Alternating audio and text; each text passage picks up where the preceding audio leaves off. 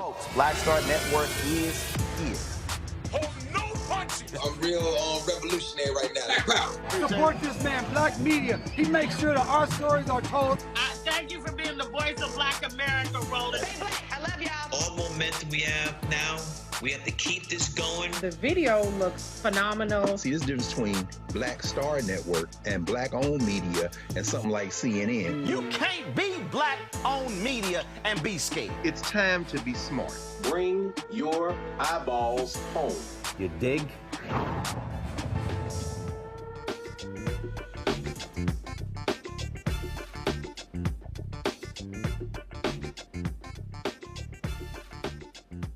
It's Monday, November 18th, 2024. I'm Dr. Omekongo Dibinga, sitting in for Roland tonight. Here's what's coming up on Roland Martin Unfiltered, streaming live on the Black Star Network. Tennessee state officials say the state's largest historically Black university is out of money. We'll tell you how much the state had to give the HBCU to keep the institution financially viable. North Carolina State Attorney General is investigating allegations against Saint Augustine's Board of Trustees. We'll talk to an associate professor about the claims and why a judge threw out a lawsuit against the school Board of Trustees.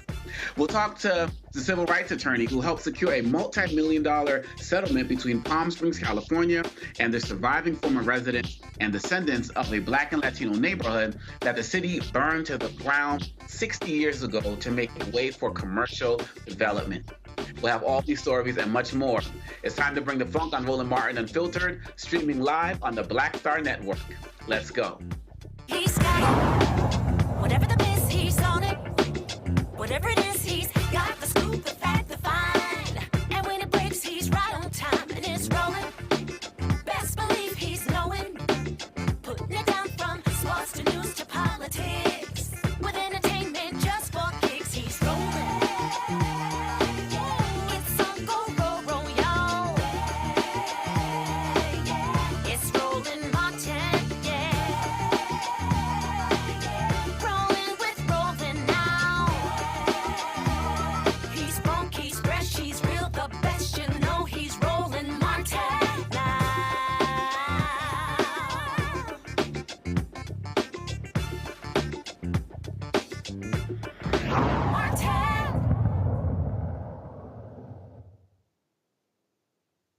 Tennessee state officials authorized a $43 million infusion into Tennessee State University's operating budget in November to make payroll and prop up the university for the rest of the year.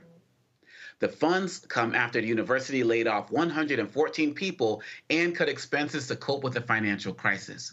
TSU's new president acknowledged the university was about to go into the red on November 1st, even after it saved $11 million annually by letting go of the 114 staff members in October and saved another $13 million by cutting spending, travel, and purchases.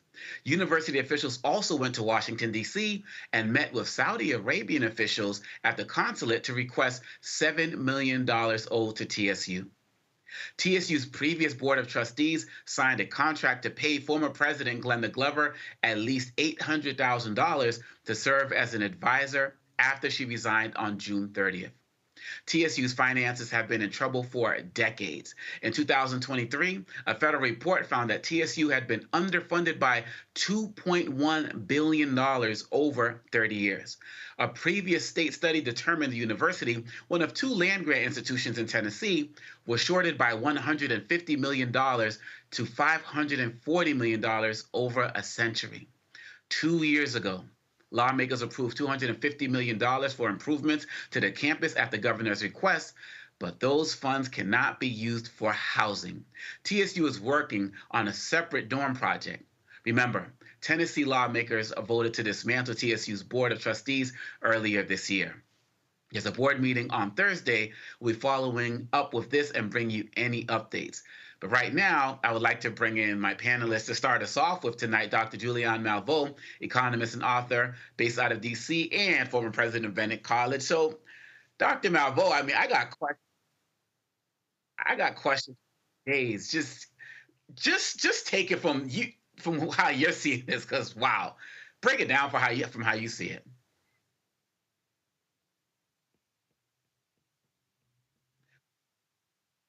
All right. And we're going to still work on Malvo and get her up and running. We're going to take a break and be right back at Roland Martin, live on the Black Star Network. Hi, I'm Isaac Hayes III, founder and CEO of Fanbase. Fanbase is a free-to-download, free-to-use, next-generation social media platform that allows anyone to have followers and subscribers on the same page. Fanbase was built through investment dollars from equity crowdfunding from the Jobs Act. People just like you help build Fanbase, and we're looking for more people to help build Fanbase. We are currently raising $17 million in a Regulation A crowdfund on Start Engine.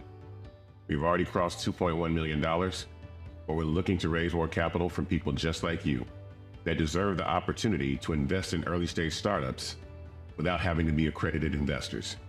So right now, I'd like you to go to startengine.com/fanbase and invest. The minimum to invest is $399. That gets you 60 shares of stock in Fanbase right now, today. And then use Fanbase to connect with friends, grow your audience, and be you without limits.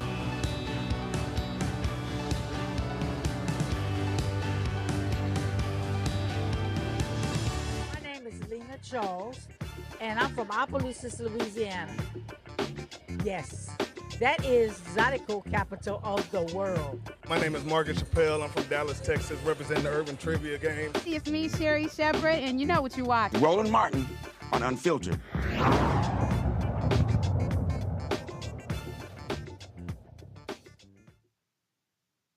All right, and we are back, and we have Dr. Malvo ready to share her thoughts. Dr. Malvo, hope you're doing well. I am. Good to see you in the host chair. It's great to be here. So look, I just needed to lean on your expertise. What the hell is going on in Tennessee? First of all, the college has always been underfunded. The other land-grant university has gotten better funding than TSU has. So that's part of the story, is the persistent underfunding of HBCUs. Number two, it's specious to bring up Dr. Glover's exit package. She deserved it. She worked very hard. She did her very best. She got the university with a higher research status than it had when she came in. And so, to me, talking about how much money she gets or doesn't get is, again, it's hating. She's I think she was there for more than 10 years. She came shortly after I went to Bennett and stayed. She just left. So an exit package is not unusual, and that's something that needs to be dealt with. She wasn't given a present. She was given an exit package. That happens. Number three, there is an increasing hostility toward HBCUs, an increasing hostility that suggests that we don't deserve to be treated as well as our PWI counterparts. And what that has tended to mean when you have hostile Republican legislatures is that they will come down on these universities and they will deal with them very harshly and inappropriately. So TSU is a great university, has a robust enrollment, has a graduate school, should be lifted up, but instead, because of politics, primarily politics, is being dragged down. And so when you look at what's happening at TSU, do you look at it as, one, just no respect for HBCUs? Is it about we want this land? Is it a combination of everything? Is this added to the fact of, blame a Black woman for everything? It doesn't seem like there's much conversation about what you're talking about in terms of historic challenges that have been with the government in Tennessee itself. And it seems like people are trying to paint it as we're kind of swooping in to save this university that just doesn't know how to manage itself. Seems like it's a lot bigger than that. It's much bigger than that. It's BS to say that they didn't know how to manage themselves. They did the best. Glenda Glover did the best that she could with what she had. Again, persistent underfunding has to be something that's addressed. And yeah, there are always haters, and we know that. But also there's the envy of the land that we have and the record that we have. People always want to snatch our stuff. I'm a Congo, you and I have talked offline. I live this in terms of Bennett College. People, we could just have that. We could just have that. I live this. And unfortunately, I'm not as diplomatic as Dr. Glover is. So at a point in time, I was like, if you like it, then you could take a ring off it. But she's done a brilliant job, and she didn't create the financial situation. If the college had been properly funded from Front Street, they would not be here.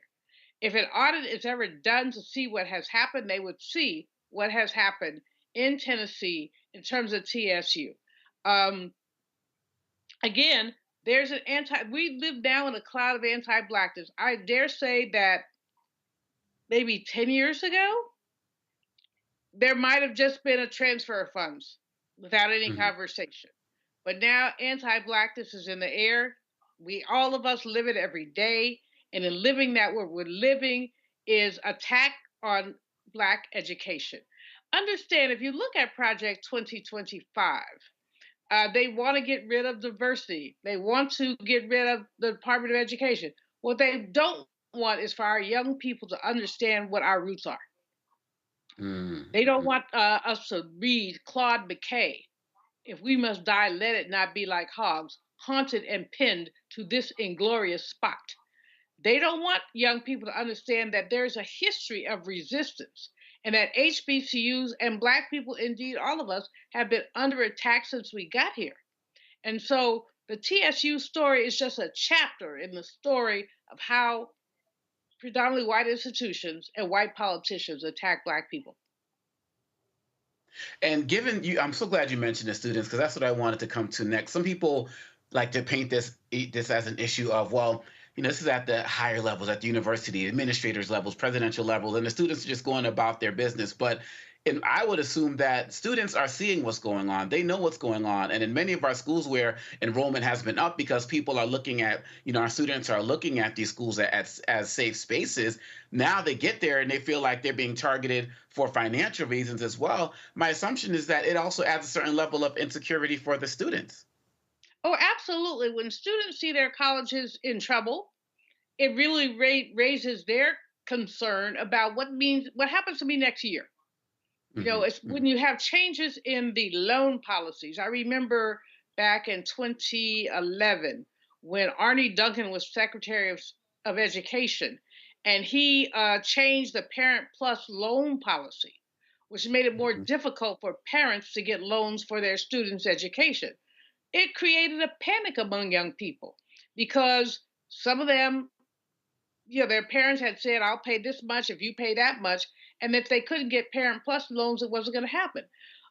People do not understand the enormous stress that many African American students, especially those enrolled at HBCUs, and white students enrolled at HBCUs as well, feel when they feel like they're not sure that their money is going to come through.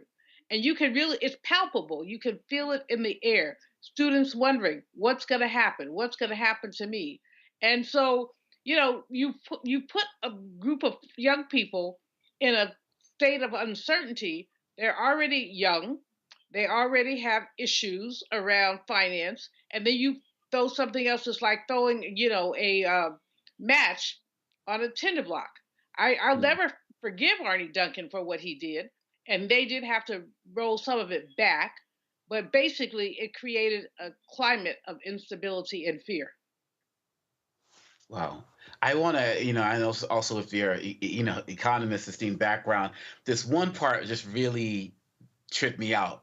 And the part, 2023, when they said that TSU had been underfunded by $2.1 billion over 30 years, but a previous study said that it was only shorted $150 million to $540 million over a century.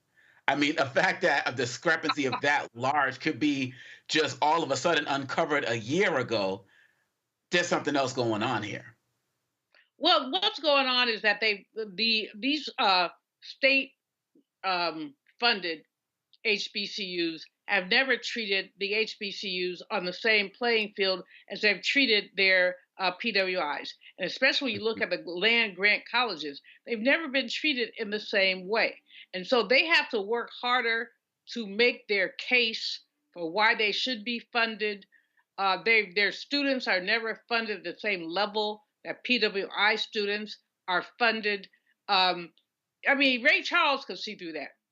Congo, you know that. Ray Charles could see through that. Or Stevie Wonder. Well, any one of our blind brothers is. What is the problem here? The problem here is Black self-determination. TSU has been a great university, done great work, produced great scholars, but it has been a university that has had to fight for every penny. If you look at the same area, look at Fisk University, which is a private, so they don't have public funding. They have been consistently dissed. Even when they did qualify for state funds, they didn't always get them. You know, lynching culture, don't let me get started today, but lynching culture, you could do whatever you want to do to Black people and basically have no consequences. And so part of that is the underfunding of our schools. The financial crisis is a crisis that was made by white supremacy. It's not a crisis of mismanagement. If you went back through and audited those books, you will not find mismanagement. You will not find profligate spending. What you will find is a very careful stewardship of the few funds that are available there. So I don't know what to say. When I read about this, I was just flabbergasted because Dr. Glover is a friend and a colleague, and I think she's done a brilliant job. But I think when she resigned because she'd had enough of white people and their nonsense. Had enough of a state governing board, which, when it tilted Republican, decided that TSU had assets that they could take. And so when you then turn this college into something that's a financial crisis, well, gee, we have to take it over. And we know about Tennessee. We know about the two young brothers there in the legislature, one of whom I believe is a TSU alum, who have stood up and said, challenging the State Board of Education, which has gone in there with a bunch of falsehoods, to attempt to take over some of those assets. Understand, if they didn't have any assets, or let me get real ghetto, if they had no assets, their would not be up in this. I'm trying to be clean, but there are valuable aspects to that university that some would like to take over. So we thank you, Roland, thank you, Congo, for lifting this up, because we got to fasten our seatbelts. The new president and his people want to eliminate the Department of Education, which is a source of funds for many of our HBCUs. So what are they saying and what are they doing? And this is a problem. I want to bring in Eljoy Williams, a political strategist and host producer of Sunday Civics out of Brooklyn, New York. I'm such a fan of your work. Great. I'm such a fan of your work, I must say, to start with. And I want to get your take on, when you look at this, some people want to look at this HBCU situation, or this is just a school thing, this is just an education. But with the work that you do on Sunday Civics, is kind of what we've been talking about now. What are your thoughts on the fact when people just say, actually, if you realize this is all political? Well, everything is political. And as Dr. Malveaux has already mentioned, there are valuable assets that we have to pay attention to, of why are people trying to take control over whether it's university space, whether it's our other institutions in our community, is to ask those questions. What is at stake? What do we lose? And what are people trying to gain for themselves? And so with anything, as you know, as a listener of the show, is getting to the root of what the issue is, who the decision makers are, is really important. And shining a light on these issues, because quite often these happen and we're talking about it after the fact. And so to really shine the light on it now as it is happening, for people to ask the questions and to be engaged and be involved in the process is really important. And given the work that you do on these campuses and across the country as well, do you feel like there's going to be additional hostility towards what's happening? I mean, we've already looked at what's happening at TSU to be kind of hostile enough, but is it going to be increased given how so many people try to make HBCUs a kind of hub for political activism coming into this election? And now that we have Trump in office and everything that's going on that way, do you feel like the backlash is going to become more intense, the target is going to be more intense towards TSU? Well, listen, I did a show a couple of weeks ago talking about the intense and political environment on college campuses in general.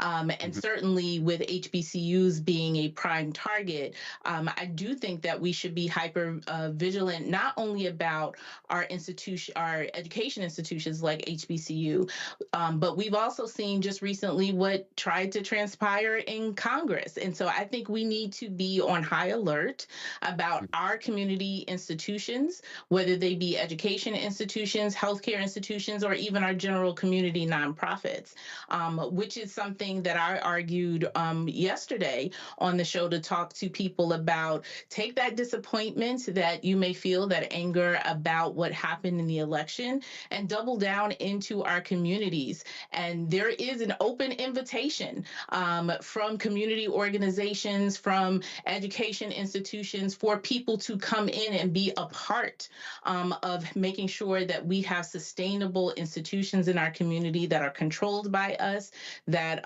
we maintain because they are important to the structure of and the future of our community. And so everybody needs to go back and accept that open invitation to be engaged and involved so that we can maintain these institutions, which are vital to our work on a regular basis. Absolutely. And Julian, given your experience at the college level, given your experience as an economist, given your experience of what happens on these campuses and how things go down, what do you think is going to happen next as it relates to Tennessee State University? Probably the State Board of Education is going to come in and they'll try to make some moves. People politically need to be ready for that and be ready to fight back. But that's the next step, is that the State Board of Education is saying that the college is unstable. I think the least of their concern should be Dr. Glover's exit package. Everybody gets one. I got one. It wasn't $800,000, but whatever. I didn't work for 10 years. But that's customary in higher education, that someone would get an exit package. Focusing on that as opposed to focusing on the ways that the state of Tennessee has systematically underfunded Tennessee State is really what needs to happen. But I do think that the State Board of Education will make some moves. As we know, about a year ago, the governor switched up who was on the state board, taking some people off who were more friendly to TSU and basically stacking it with Republican anti-Black folks. And so TSU alums and others need, and all of us really, need to listen to the clarion call and push back. But it's very likely that there will be some administrative changes depending on who is on the education committee of the legislature. It could go through or not. It is a blow to HBCU land and HBCU focus. It is a blow. But at the same time, we know that we do not roll over and play dead. We fight. We fight. We fight. And there are tens of thousands of TSU alums of both parties who can make a difference. This is going to require activism. This is going to require pushback. And so take that thing from up under me over Congo about paying the former president $800,000. That's not the issue. That is truly not the issue. The system worked there for more than 10 years. And most people have that in their contract. The issue is how the state of Tennessee has been systematically underfunding this university and then standing back. It's like you lit a match, you stand back, oh, how do we get a fire? Well, dude, you lit the match. And they've been lighting the match on Black education ever since we had this state land grant university that a brilliant sister had lifted up and gotten accreditations that they didn't ever have before. Well, we are definitely going to be keeping an eye on this on Roland Martin Unfiltered and the Black Star Network. And we just have to make sure that we're telling the story because, once again, we're not seeing this anywhere else. So we're going to be back with more Roland Martin Unfiltered on the Black Star Network right here with Roland Martin on the Black Star Network. Let's go. Hatred on the streets, a horrific scene, a white nationalist rally that descended into deadly violence. White people are losing their damn minds. As an angry pro-Trump mob storms the U.S. Capitol, we've seen We're about to see the rise of what I call white minority resistance. We have seen white folks in this country who simply cannot tolerate black folks voting. I think what we're seeing is the inevitable result of violent denial. This is part of American history. Every time that people of color have made progress, whether real or symbolic, there has been what Carol Anderson at Emory University calls white rage as a backlash. This is the rise of the Proud Boys and the Boogaloo Boys. America, there's going to be more of this. Here's all the Proud Boys, guys. This country is getting increasingly racist in its behaviors and its attitudes because of the fear of white people. The fear that they're taking our jobs, they're taking our resources, they're taking our women. This is white fear.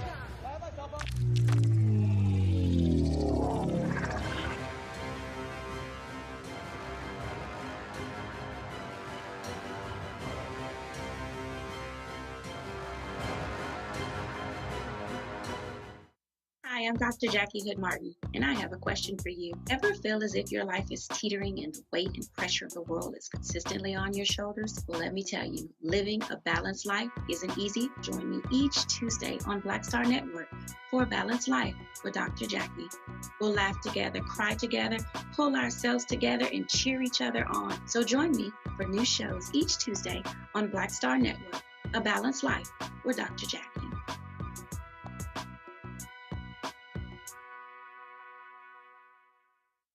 Hello, I'm Jamia Pugh. I am from Coatesville, Pennsylvania, just an hour right outside of Philadelphia. My name is Jasmine Pugh. I'm also from Coatesville, Pennsylvania. You are watching Roland Martin Unfiltered. Stay right here.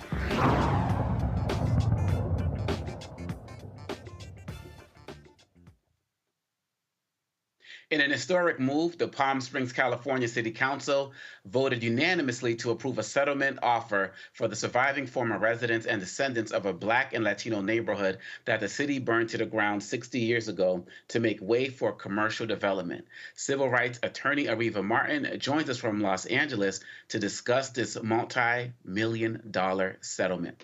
Ariva, how are you doing? I'm good. How are you? Glad to be in conversation with you. Oh, absolutely. And you've been doing tireless work across this country on the issue of reparations, as well as so much other activism. But this particular one, I know we spoke about recently. Can you just share your thoughts about this settlement and how long it's taken to get here and how the community is feeling? The community is elated. You recall the beginning of this journey. I think Dr. Omikango Dibinga, you have, and I have been in conversation on my show many times about Section 14 Palm Springs.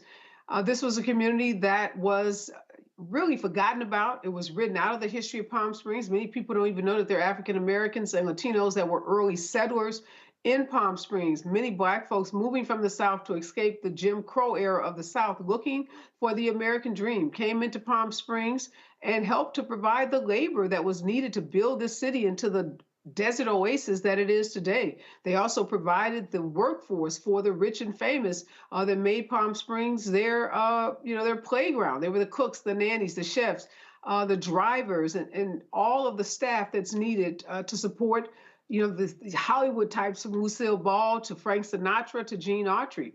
And when the city no longer wanted that community in its downtown, wanted to capitalize on some changes in federal law that would allow the indigenous tribe that owned the land, Section 14, to have extended leases on the land, the city pretty much hatched a plan to remove this community, to burn it down, to demolish it. and it upended what had been a thriving community of African Americans, Latinos, and other minorities who couldn't live anyplace else in Palm Springs because of racially restrictive covenants. And it's important to note that there were many, many activists throughout the last 6 decades that tried to get recognition for the contributions of these men and women, tried to get the city to acknowledge their humanity and their dignity, and all of those efforts failed. So when you think about the decades-old struggle that has been the history of this journey, and to think that this movement, led primarily by seniors in their 70s and 80s, what they were able to accomplish with this agreement with the city in a 5-0 vote is quite remarkable. And we see so many stories about Black Wall Street, and so many stories historically about cities that were razed to the ground, and people try to get efforts to be recognized and the like. But we're talking about something as recent as the 1960s, and people don't realize that that history is so close to us. How does it feel when you see that people are actually getting this acknowledgement when other parts of the country, say with our two remaining survivors of Black Wall Street, they're still not getting the type of respect and recognition that they deserve? Is it a bittersweet type of situation? Do we continue to use this as motivation to keep push forward? How are you seeing that? Well, it's definitely encouraging, right? Because we know whenever you break a ceiling, whenever you break a glass ceiling, whenever you do something that was thought to be impossible and you make the impossible possible, you know what that means in terms of other communities. And the thing that's so remarkable about this matter, Dr. Dominguez, these cases, as we saw recently in the Tulsa, Oklahoma case, they don't fit into the legal framework that currently exists in our country. Because these matters happened so many decades ago, you don't have the traditional route to go into court and file an action because of statutes of limitations. Those statutes bar these types of claims. So this work is legal in part, but I call this movement work. And the lawyers and the activists that are on the front line, like myself, doing this work, understand that this is a collective body of work, a collective body of people that have to come together to move this work forward. And yes, I wish there was a different outcome in Tulsa, but I'm encouraged. They have a new mayor in that city. And I'm encouraged by some of the local efforts we've seen all around the country. And one more question before I turn it over to the panel. It seems like after the fees and everything comes down, it's going to come out to about $4,000 per individual. And many people who are involved in this. Let me correct you, Dr. Dominguez. That's not a quote from me. That's not a quote from any of the plaintiffs. That's some math done by someone, I don't know who, but that is not, there's been zero determination about the distribution of the cash portion of this agreement. And so that even makes my question even more important, because it seems at the end of the day that regardless of how much they resolve it for, it's really about something deeper than that. Oh, absolutely. This was never about money. Like I said, this whole process exists outside the legal system. So we knew going in that we would not have the traditional kind of cases that you would have. Let's say if you walked outside your door and got hit by a car and you filed a personal injury claim. You would have rights and entitlements based on filing that claim timely, not being barred by the statute of limitation. My clients took a year to find a lawyer. They called law firm after law firm, lawyer after lawyer, and they kept getting no, because the lawyers don't take cases that happened 60 years ago because you can't get recovery for those kinds of cases. And most of the clients don't have the financial wherewithal to pay the attorney along the way. So we knew that this was not going to be about money. This was always about recognition. It was always about building back a community that had been decimated by this racial atrocity. It was about forcing the city to recognize, acknowledge, and honor the humanity and the dignity of this community. So for us, the $6 million or so restitution is like $600 million, because that's how against the odds this case was in terms of getting a dime. I mean, going into this, there was no real legal framework for us to make a financial recovery. So that makes the victory even more significant. And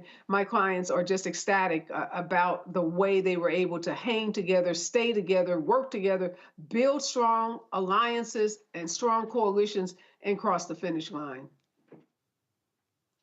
Eljoy, your question for Aviva Martin. You know, like you mentioned, there are states all across the country that are embarking on their own reparations work. And here in the state of New York, I was part of the coalition that led to the passage and the implementation of setting up a reparations commission for the state of New York. I wonder if you could share, as these commissions start doing their work, from your experience, what should not the lawyers or the legislators, but what should the average person who may be watching with maybe skepticism about the process, how should they engage, or what should they expect to participate in? Well, they should expect, LaJoy, a very long and arduous battle. This is not work for the faint of heart. This is not, again, like I keep using that personal injury example. This isn't, file a lawsuit, establish liability, establish your damages, and then, expect some kind of settlement, mediation, or maybe even a jury trial. It's not that. It's not like the police brutality cases that we see. It's not like some of the other civil rights cases that you see in the news. These cases are very, very complex. There are often lots of participants, most of whom are dead, because we're talking about things that have happened so long ago. And in many cases, the narrative that has been written, like in the case of Palm Springs, California, is one that demonizes the individuals who are, in fact, the victims. So you're not only fighting with a legal system that is hostile and a legislature oftentimes that's hostile, you're also fighting a narrative. In Palm Springs, they had labeled my clients squatters. They had labeled their community, an eyesore, public nuisance. So we were having to overcome a media narrative that had taken place and that had become quite entrenched in the community for over 60 years. So when you go into a community that has been told you have no value, you have no worth, we've erased you from our history, and the media has bought into that, and they've been telling the story that way for so long. You can imagine how long it takes to change the hearts, the minds, the psyche, and even the public narrative. Yeah.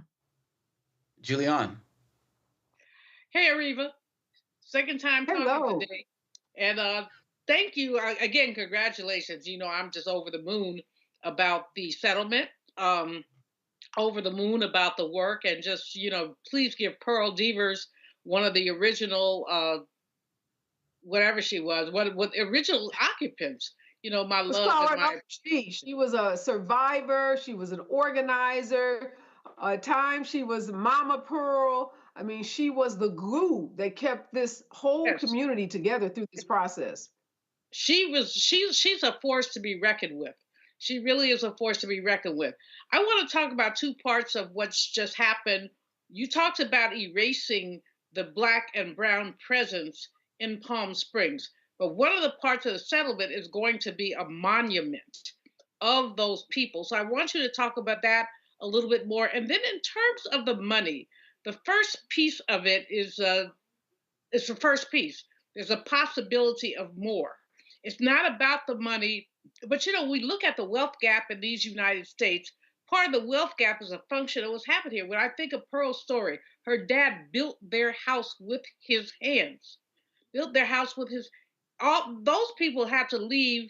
Sometimes they went to work, and when they came back, their houses had been burnt down. So that's the basis of the wealth gap, is the taking of Black property. So when we look at that, talk about part two. There's a possibility of more of a settlement. You got part one, first of all, the monument, then secondly, part two of the settlement. Great question, Julianne. And in Evanston, after the city council in Evanston set aside money for housing remediation, for redlining of those Black residents of Evanston, churches and clergy came together in Evanston, and other foundations came together, and they now have distributed, I believe, over $5 million additional dollars.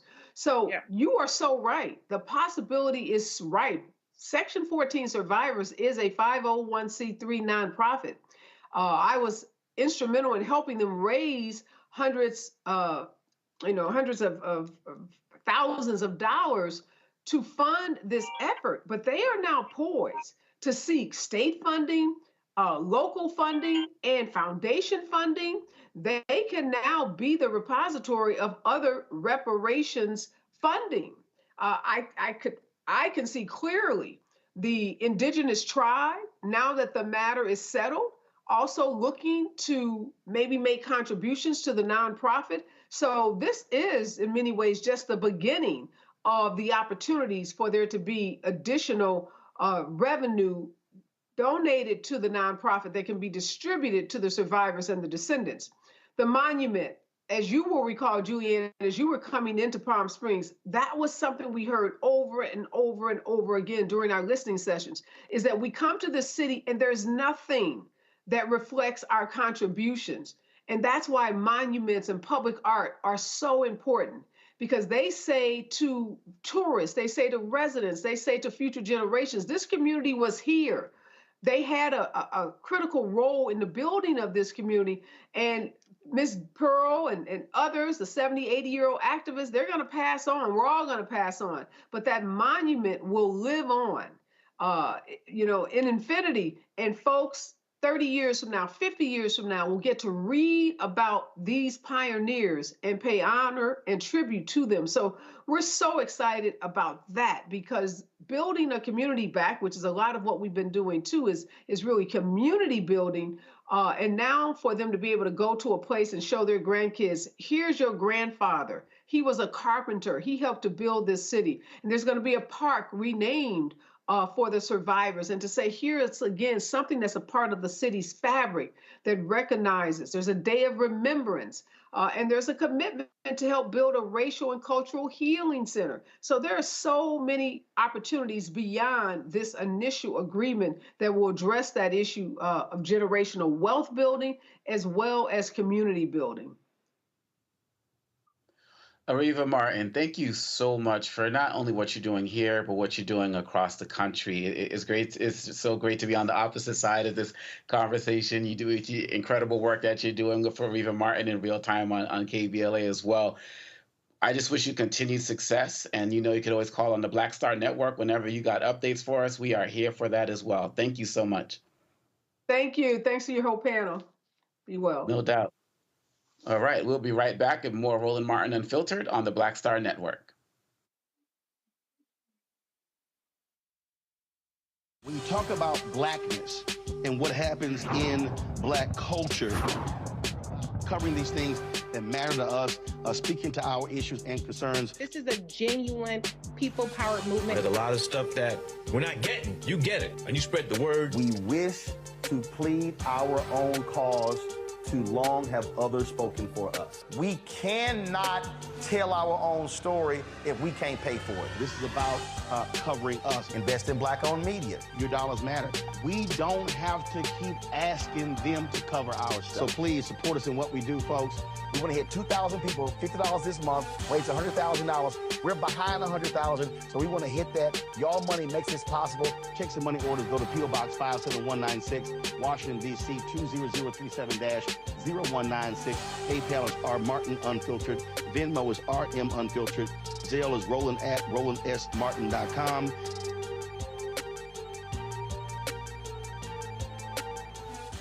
What's up, y'all? Look, Fanbase is more than a platform. It's a movement to empower creators, offering a unique opportunity for everyday people to invest in Black-owned tech, infrastructure, and help shape the future of social media. Investing in technology is essential for creating long-term wealth and influence in the digital age.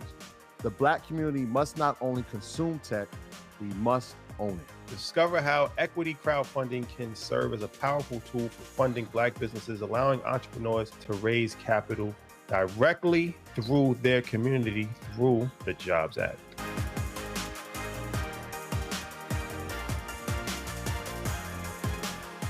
Hi, everybody. I'm Kim Coles. Hey, I'm Donnie Simpson. Yo, it's your man Dion Cole from Blackish, and you watch Roland Martin Unfiltered.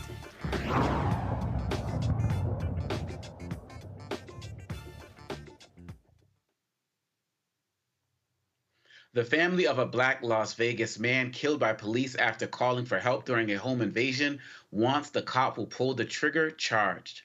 On Tuesday, November 12th, 43-year-old Brandon Durham called 911 to report that two people were shooting into his home, where he lived with his 15-year-old daughter, and they were attempting to break in. Durham later told 911 dispatchers that the suspects had entered his residence and he planned to lock himself in the bathroom. This happened when the 3 Las Vegas Metropolitan police officers responded to the scene and kicked the door open to Durham's home. Before we show you the video, we want to warn you it is disturbing. Now is the time for you to turn away. Medium build, red beanie, wearing a black sweatshirt and dark colored pants.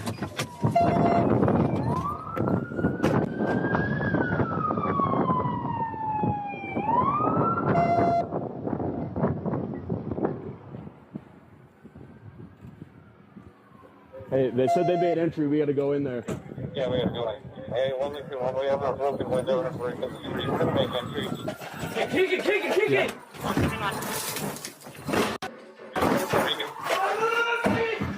Metro Police! Metro Police! Hey, drop the knife!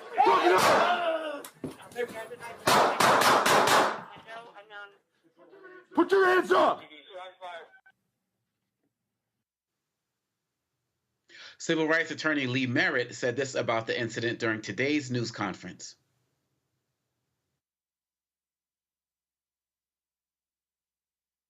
We believe, and this is the conversation that we had with the district attorney's office today, that an arrest warrant should be issued immediately for the arrest of Officer Alexander Bookman, Officer Alexander Bookman. Today earlier, the assailant, the suspect who had entered the home illegally, was supposed to be arraigned and refused to come down for arraignment. We appreciate that the court issued an order demanding that the suspect be brought to court by any means necessary in a week's time. We will be here with the Durham family at the subsequent meeting next week to ensure that the criminal process goes forward, both against the assailant who entered the property, the reason that police were called. But when officers enter someone's home, they have a legal obligation, a constitutional obligation to respect the rights of the resident. That's when a citizen's rights is at its highest. And in this case, we had an absolute tragedy occur. And so we're here to answer questions. We're here to put out our statement to the public. We thank everyone who's called the district attorney's office. You have gotten his attention. He is investigating the case. He is not prepared, based on our conversation today, and we're happy to answer questions about it.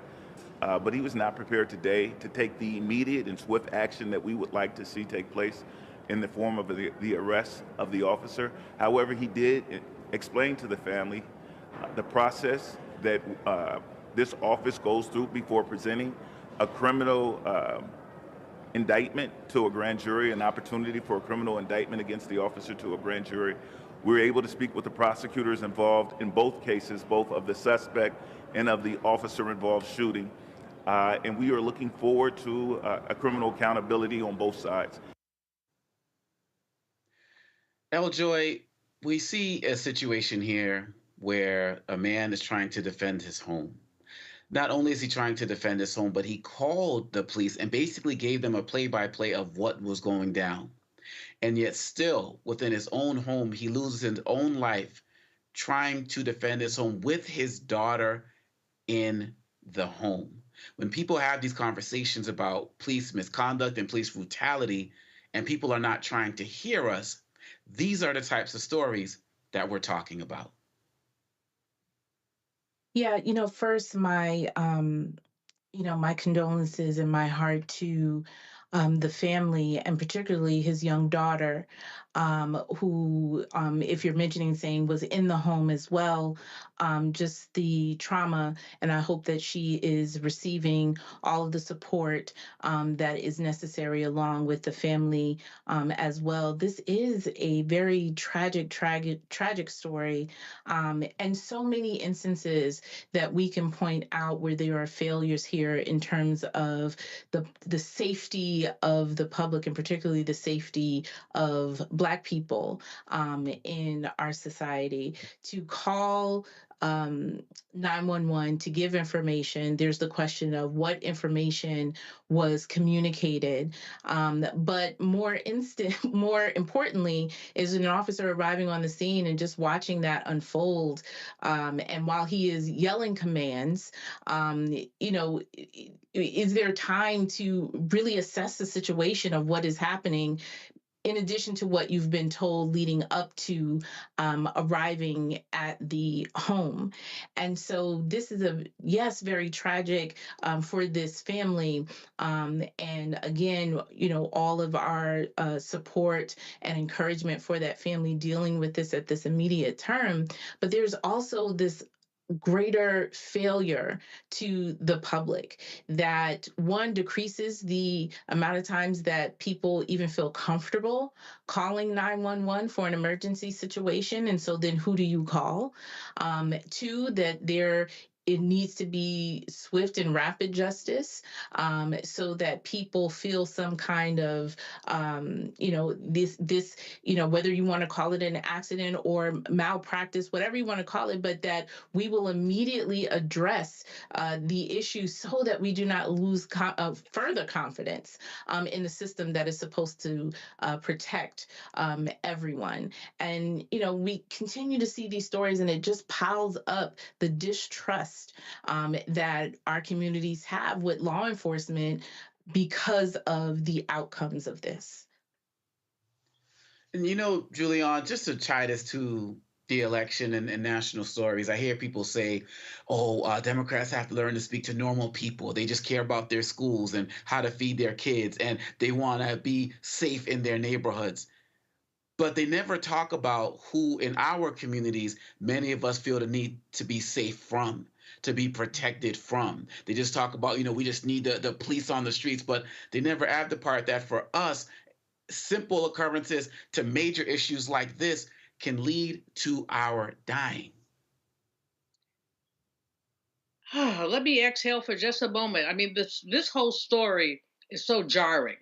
First of all, the man called the police, which means he had enough faith in the police to call the police, to think that they would make a difference. He said, I'm going to be in my bathroom, locked in. He said, my child is here with me. What part of that did they not understand? So they come and they kill him, and they have excuses, and they always have excuses, but they have excuses. It was an accident. It didn't happen. Over Congo, we have seen so many of these stories. It's like, what do the kids say? Something about rewind. I forget what they say. But anyway, something about, let's just do it again. We're going to do it again. And they're going to do it again. The issue, when you connect this back to the election, is you're having two kinds of people who hear public safety in two different ways. So you have a whole bunch of white folks who are grabbing their pearls and talking about they're afraid of whatever. And you have a whole bunch of Black people who not grabbing their pearls because we've never grabbed our pearls. What we've been saying is we just want the same kind of protection that others have. We want safety. We want the opportunity. And there are so many Black people who are afraid to call the police because when we do, the results are not always good. You call on a mentally ill relative who's showing out, they did. You call on, I have a friend who unfortunately was in a battering situation. She didn't want to call the police on her boo, but I told her, I said, you know what? This bro needs to be stopped. He got shot in front of her. She didn't want him shot. She just wanted him removed from the property. And that's what she said is remove him from the property. So many of us do not trust the police because the police do not think that we're human beings. See, it breaks all the way down to that. When you talk about some of the cases we've talked about on this program, somebody being beaten because they ran a light, beaten darn near to death because they ran a light.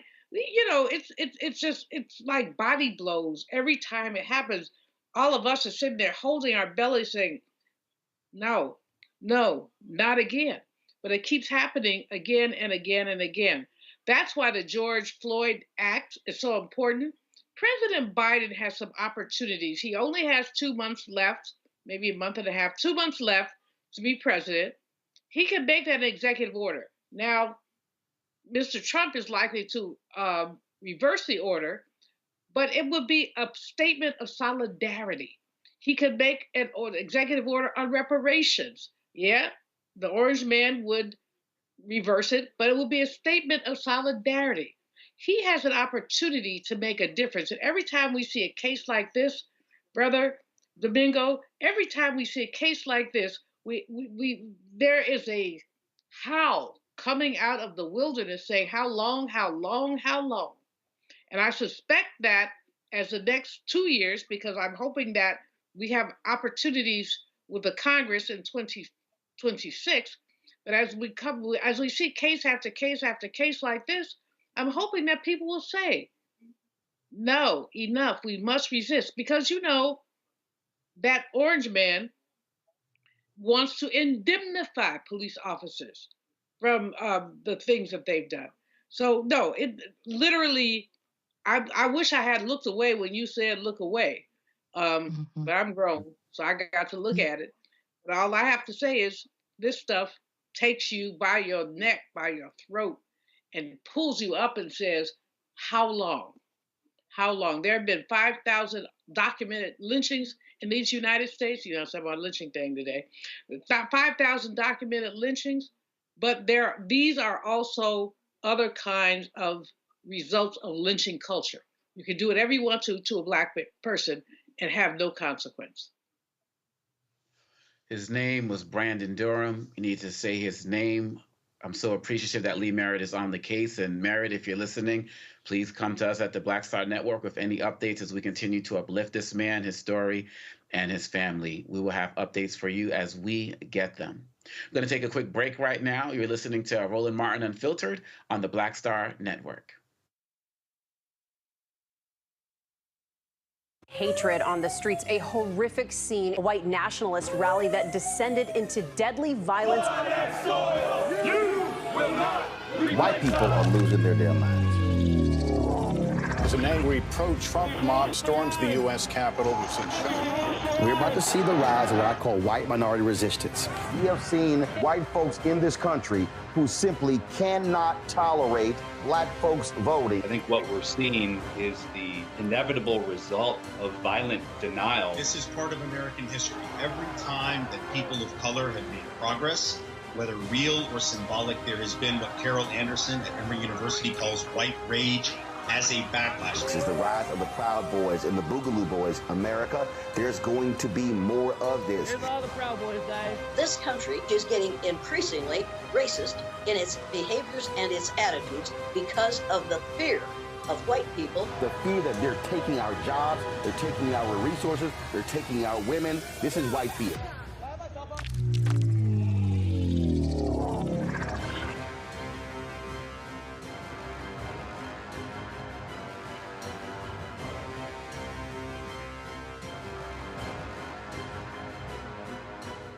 Hi, I'm Dr. Jackie Hood Martin, and I have a question for you. Ever feel as if your life is teetering and the weight and pressure of the world is consistently on your shoulders? Well, let me tell you, living a balanced life isn't easy. Join me each Tuesday on Black Star Network for a Balanced Life with Dr. Jackie. We'll laugh together, cry together, pull ourselves together, and cheer each other on. So join me for new shows each Tuesday on Black Star Network, A Balanced Life with Dr. Jackie.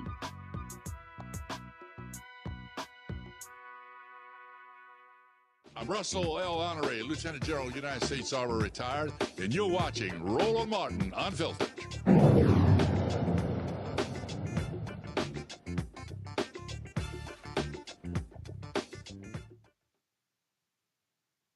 In North Carolina, the state attorney general's office plans to look into allegations about the conduct of the Saint Augustine's University Board of Trustees.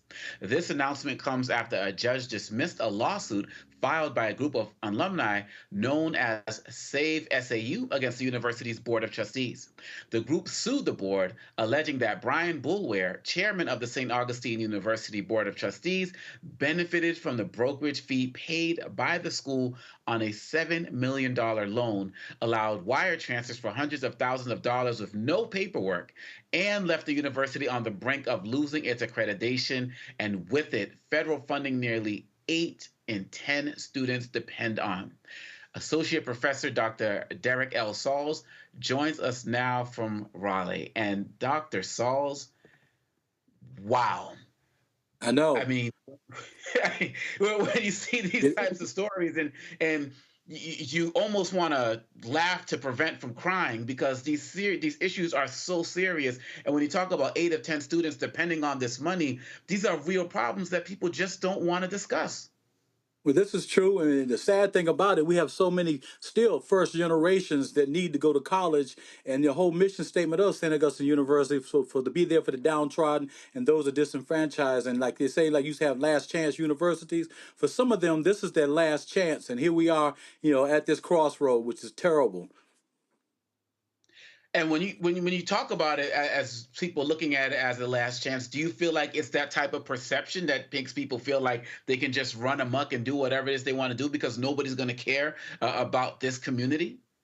I think it's indicative of our society now, where what has happened is that, you think about it. Back in the day, 30, 40, maybe 50 years ago, parents, who had never, even finished high school took their children to HBCUs. And when they dropped them off, they told the teachers that, hey, look, I've taken my children as far as I could go. I'm giving them to you. So now that you can take them to that next level, and, give them the opportunities in which I never had. And that was specifically, especially here in North Carolina with the cadre of HBCUs that we have here, that it was it was just impressive that how people knew that their children had to get just maybe 300 years away away from the really captivity aspect of it, and then almost 100 years away from slavery. Now we have a chance to get to another level in life, and now we have our knees cut, our feet cut up from all the way up from the feet all the way up to the knees is cut off, and all we're doing is dangling now, waiting for something else to happen. And it seems as it's looking right now that there's just no accountability. It seems like Boulware is getting off scot-free, and it seems like when it comes down to it, the people who are on the ground, people at the university are being left hanging right now. How is this affecting the energy and the mood on the campus? Well, initially, what came about is that a lot of alumni and just people in general, were thinking that, hey, look, Save SAU is suing the school, and it was put out there. It was like a PR campaign to counteract us that we're suing the school. We were never suing the school. We noticed that in order for the school to be effective and go forward, that we need to have a transition in the board. And like anything else, you throw a couple of bad apples in the barrel, the rest of rest that is that most of the other bad apples are going to become bad. But we didn't have a lot of bad apples on the board. We just have some manipulative situations on the board. And once we were able to analyze and see exactly what was going on the board, we said, well, look, we just can't go and just surgically excise them off the board. First, we get the board to be transitioned out. And then, like anything else, those that want to be on the board, you will be available to, come back on the board once we sift through and see exactly what your aims are, and do you really understand the true, art of sacrifice and the mission statement to get the university to the next level. But we ended up at a point where we had just basically go to court, and the court threw it out because they said we didn't have good standing, because we found out that this board of trustees basically had a total autonomy, where they had initially about 100 and some pages of bylaws for the board, and now it's whittled down to about 30 pages. If you really go and you dig deep within that, you will see where basically they were maneuvering to get to a point where, with this total autonomy, they could pretty much do what they want to do. And when we went to court, they said that we needed somebody who was on the board to bring this suit forward because they was, that person could come forth and say, hey, look, I was on the board and I was injured. So that way we would have standing. So basically, through that, the judge made, her decision that we didn't have standing because, the board has total autonomy. But the beauty of it is that our lawyer, Eric, he came out and stated that, said, well, if it's being thrown out because we don't have standing, there's another alternative, because in the state of North Carolina, the attorney general can take precedence and step in and totally go in and do a forensic analysis of exactly what has happened. And we thought it was going to be a while before the attorney general got involved. But the interesting thing is that, before the ink dried on the decision, that evening, a news spokesman named Gallagher, he reported on WRL that the attorney general's office is looking into it. And next thing you know, the next day, the attorney general said, hey, look, we're boots on the ground. Basically, I'm finding out that they've been watching this situation the whole time and had to see exactly how it would unfold so they would know exactly what to do and how to do. Because now, if you look at the audit, even in the audit, it's stated in the audit for 2022, is that the people who did the audit said it's kind of strange that all of a sudden there were $350,000 transfers, cash disbursements and more, accounting to almost $10 million. And there are no records to follow up on what happened. So in the military terms, we used to say somebody's been scrubbing the records. So in the process of just this audit in itself, it's implicated that something went wrong. Now I got a true feeling that the Attorney General's office is going to ask the same question. What went wrong, how it went wrong, and when it went wrong? Because we gave the board a chance to say, hey, look, we're going to step aside and we're going to try to rebuild the university. But instead, they try to give us a black eye. But I'm not worried about getting a black eye, because it's a black eye of, like John Lewis said, this is good trouble. It'll be a good black eye, because it's not about me. It's about paying it forward for those who are still disenfranchised and downtrodden and sticking with the mission of Saint Augustine University and getting to that next level. And are there questions being asked or investigated about where this money actually went? Some people have some ideas of where it went, because like anything else, they were wire transfers. And even though sometimes people think they get off, wire transfers, forensic, investigation, it can find out where it was sent, how it was sent, and when it was sent. And seeing that the Attorney General office is involved in this now, there's only so many things that I can say and others can say. We have to sit back and wait and see what happens when the next shoe drops. But we know when it drops, it's going to drop heavy. It's just one of those things that, there are some things that are there. And that's all I can say at this point in time. There's some things that are there, and it's more than just a smoking gun. Some bullets had struck because of the process of striking. You know what has happened with the predatory loan situation coming in there, and still, there's been, there are faculty that haven't gotten paid, the staff that hasn't gotten paid. Wow. And so where do you stand as it relates to the threat of potentially losing accreditation? Because obviously that's a major part of this as well.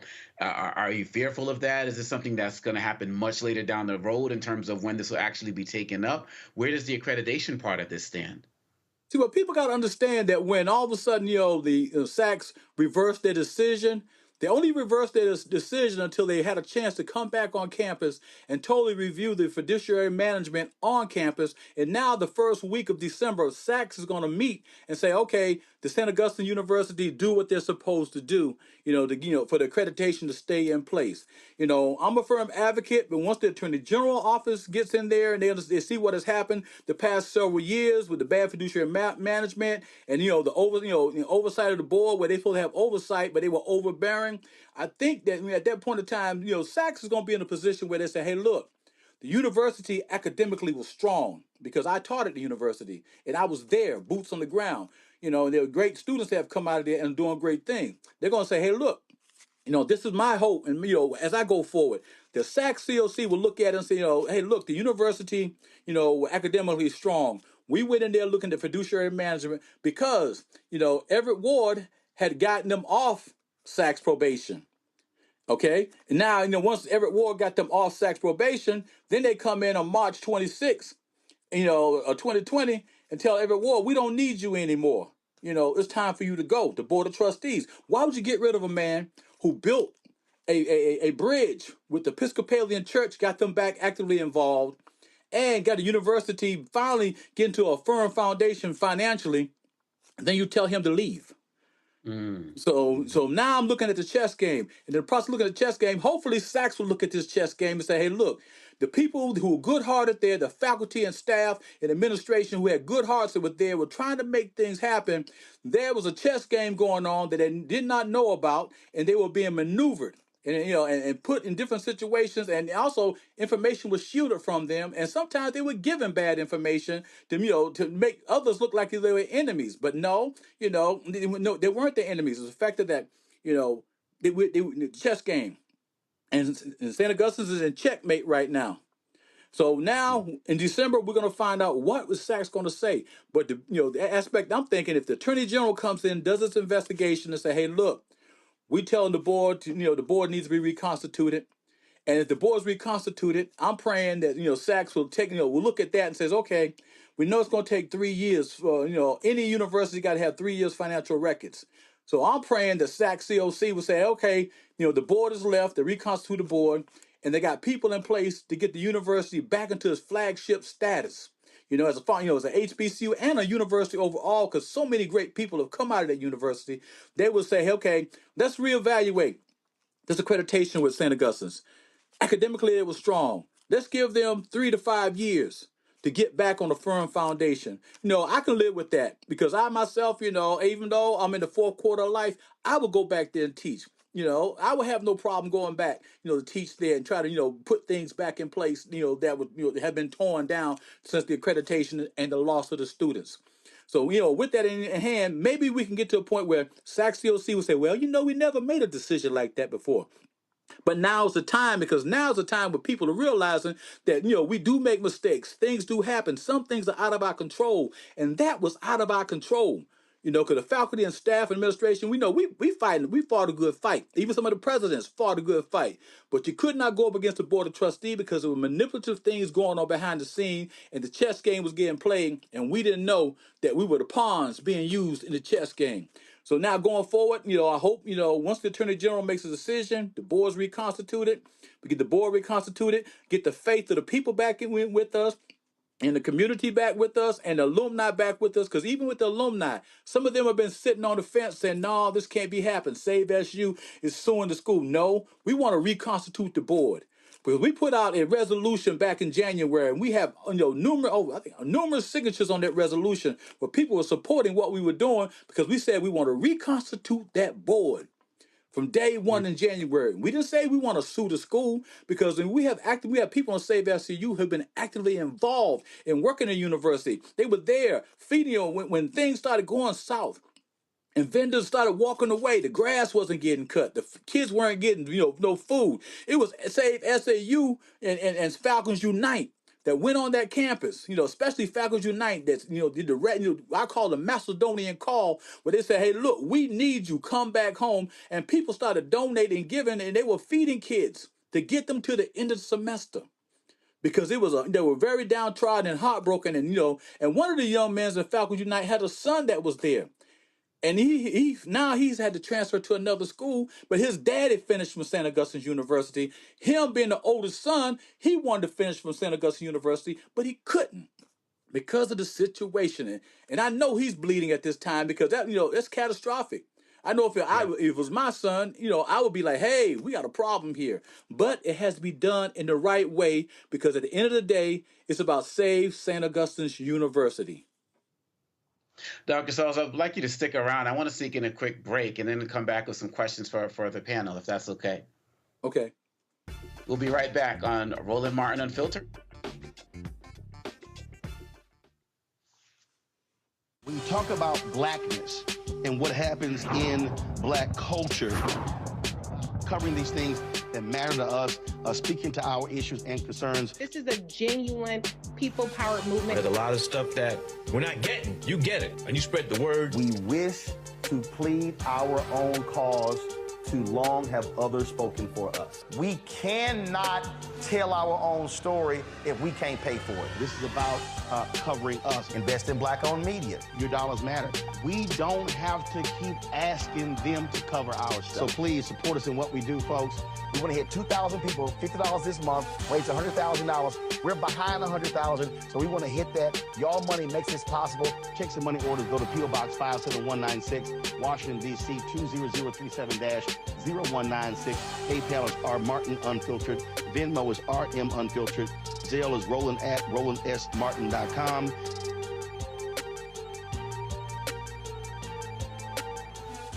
Pull up a chair. Take your seat. The Black Tape with me, Dr. Greg Carr, here on the Black Star Network. Every week, we'll take a deeper dive into the world we're living in. Join the conversation only on the Black Star Network. Hey, it's John Murray, the executive producer of the new Sherry Shepherd Talk Show. This is your boy, Earthquake. And you're tuned in to Roland Martin, Unfiltered.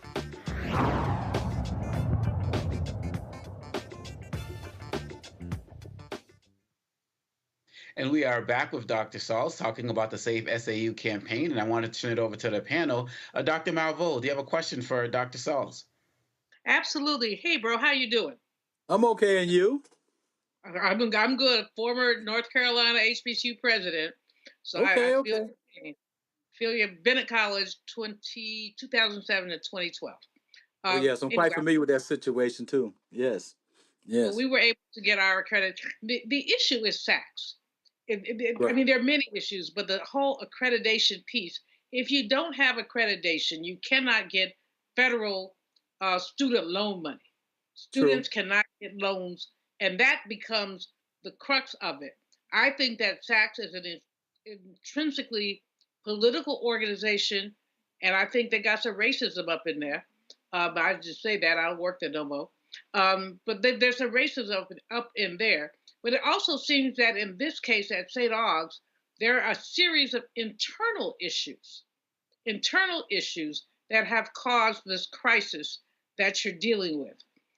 The Save SAU group seems like a good group, but at the same time, you know, there's always a question of, is there another path? So I mean, Save SAU, great organization, good intentions, but does this, do we look like crabs in a barrel when this happens? Is there another way to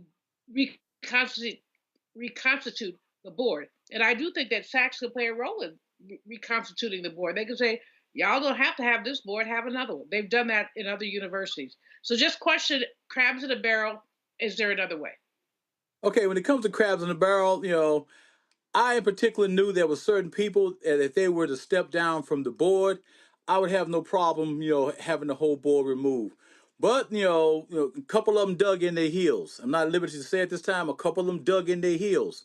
So when they dug in their heels, you know, and I truly understand that because I'll tell you a personal situation where we had a Dr. Gaddis Falcon there who was an interim president. And they were talking about, well, bring somebody else to take him out. But see, Dr. Gaddis Falcon was over at Shaw University, and I watched him while he was over at Shaw University. He implemented a lot of programs over there, you know, at Shaw University, and especially in exercise science, fitness, and athlete. Back then, athletic training. But now you have to go pre-athletic training because the athletic training programs have gone to the master's level. So I watched him, and he's also alumni, and he's good-hearted. So then when he came over there, you know, it was basically like, hey, look. We want you to, you know, basically the board said, we want you to do a certain situation. And he said, no, I have to respect that person highly. And when he didn't do that, it was like, look, you know, you're going to have to go. So I knew some people on the board. I went and talked to one in particular. I said, look, man, y'all need to relax. Falcon's good. Give him another year to help, level us out, because we still weren't broken at that point in time because Ward had just left and we still in a pretty good financial, situation, but, they decided, especially this one particular person approached me. So I'm going to tell you like this. We got the votes to get rid of him. And when we get rid of him, you can go right behind him. I know that personally. So when they say crabs in the barrel, man, I'm like Deion Sanders. I kept the receipts because, I saw this day coming. I kept my receipts. So now with my receipts, I'm sitting back, in a way, I tell some of the people in Save SEU, I feel kind of bad because it's personal to me. Even though I never went to a HBCU, I taught there at Saint Augustine University for 10 years. And then in the early 90s, I taught there for 4 years as adjunct faculty. I have a passion for HBCUs because I grew up in Boston. There are no HBCUs in Boston. If we had a HBCU in Massachusetts, I think a lot of the people up there would have been way down the road because it's that passion, that caring that you find at HBCU that really cares and molds and makes their students. Because you take the imperfect student, and then by the time they hit their junior year, they're ready to take off. And when I say take off, I had a young lady who came there with a 1.7 grade point average. And she said, "Can I get the public health scholarship?" I said, "Baby, I'm going to tell you, you got to have a 2.5. She said, "Please, Dr. Saul." I said, "I tell you what, we're going to take it on a semester by semester basis." That January, she came to me. She said, "I don't need the money now." I said, "What, you quit school?" I got ready to start crying. She said, "No, I got a presidential scholarship." She went on and finished with a 3.5 grade point average, went on, got a full scholarship to UNCG, then came back to teach at St. Augustine University before all this happened. So it's not really crabs in the barrel. It's just that some demanding people that were on the board that were self-serving.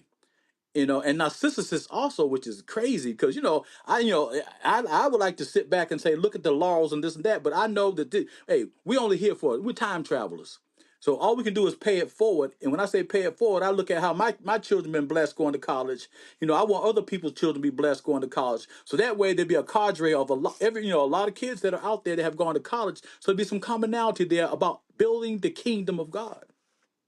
So crabs in the barrel, no, this ain't a crabs in the barrel. Some people have alluded to it. Look, you being a crabs in the barrel, you should have sat on the sideline and waited till we got all this okay, and then and then we could have sat down and worked this out. It wasn't orchestrated like that. It was basically let me put people in position in this chess game so I can go ahead on and put them in checkmate. Eljoy, your question. Black violence, so bro, it's black on black violence with the board and the alums. Really, I agree with you like 97%, but there's an element of black on black violence here. There's some people who are TSU alums or who board members who do not have the best interests of the college in mind. So before you answer that, Eljoy, I want you to get your question in as well. And Dr. Souls, feel free to wrap in your answers to both based on what Dr. Malveaux said as well. Eljoy? Okay. Yeah, just as you're wrapping up and responding to Dr. Malveaux, would love to hear also how you and others believe that the wider public, the wider community can support the students during this process. Okay, what has happened, since there's no longer any Pell Grant there at the university, the students, number of students have dropped. So I have been watching the situation at hand. So basically, when you have a situation like this, it's like, who do you get, in school to take to the next level? So I think, watching the number of students there and, the level of students there, most of them are seniors, what they're trying to do while they still have their accreditation, get those students graduated. And then, I guess they're going to try to figure out, what is the next step. But there's some, once the Attorney General gets involved, you'll find in the upcoming weeks or maybe upcoming months, there was some behind the scenes reasons why there was some bad fiduciary management.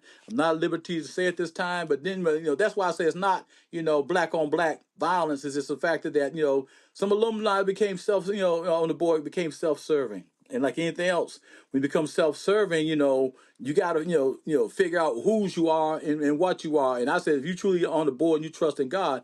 And the thing is, contact some of the board members and ask them how much money have they given to St. Augustine's University. We can start there because I talked with the foundation person, the person that raises money, institutional, advancement. I said, can I get a rundown on what the board gives? And he said, man, you'd be surprised.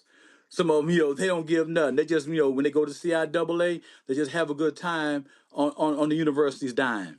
So that's where we at. And then when it comes to, the Pell Grants, things of that nature, and the students going forward, we're going to try to work this out. If we can work this out And next fall, with Sachs coming back, I know you say Sachs, maybe some elements of racism in there. We got to battle against that. We got to, play just as hard as they hard as they do. And if we can get the alumni to really galvanize, because the Alumni Association has been pretty much sitting on the sideline because the president has them sitting on the sideline where she had come about and say, hey, look, this is a rallying cry. This is something we have to do, but then I think, they're looking at other situations where some, places they disband alumni associations. And so we just have to try to figure this out. But it's not black on black crime. And when it comes to the students, we still have Falcons Unite that does a monumental job of seeing what students, need, what they need, and, and applying the needs of those, to help them out. They need, plane ticket back home or bus ticket, things of that nature, even when it comes to food. And even when the faculty and staff weren't getting paid, some of them were calling Falcons Unite, and we would get together and I said, we would just say, oh, who can give what, when, how much can you give? And whatever we can give, we just divvy it out and make sure people stay in their apartment. Because there people, lost their, their apartments, they've lost their, mortgages, they housing mortgage, they lost their homes, cars, and a lot of those people have really fallen behind, and it shouldn't be like that. It shouldn't be like that. Well, as a person who was born and raised in Boston, I definitely understand what you're talking about in terms of how we could have used some HBCU love. And I just really want to thank you for your continued efforts and work on this. And please do keep us updated so we can continue to broadcast and let people know what's going on, because other people should be talking about this, but they're not. But you have a home here at the Black Star Network. So please, thank you very much, Dr. Salts, for joining us. And we look forward to hearing from you again. Okay, thank you. All right. And we'll be right back with more Roland Martin Unfiltered on the Black Star Network. Hi, I'm Isaac Hayes III, founder and CEO of Fanbase. Fanbase is a free-to-download, free-to-use, next-generation social media platform that allows anyone to have followers and subscribers on the same page. Fanbase was built through investment dollars from equity crowdfunding from the Jobs Act. People just like you helped build Fanbase. And we're looking for more people to help build Fanbase. We are currently raising $17 million in a Regulation A crowdfund on Start Engine. We've already crossed $2.1 million, but we're looking to raise more capital from people just like you that deserve the opportunity to invest in early stage startups without having to be accredited investors. So right now, I'd like you to go to startengine.com/fanbase and invest. The minimum to invest is $399. That gets you 60 shares of stock in Fanbase right now, today. And then use Fanbase to connect with friends, grow your audience, and be you without limits.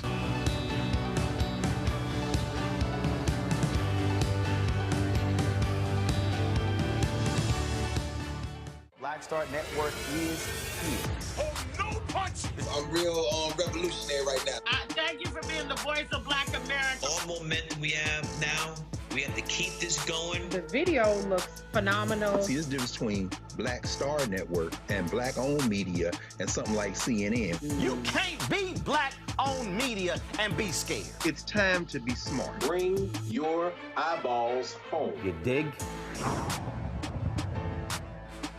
This is Essence Atkins. Mr. Love King of R&B, Raheem Devon. It's me, Sherry Shepard, and you know what you're watching. You're watching Roland Martin Unfiltered.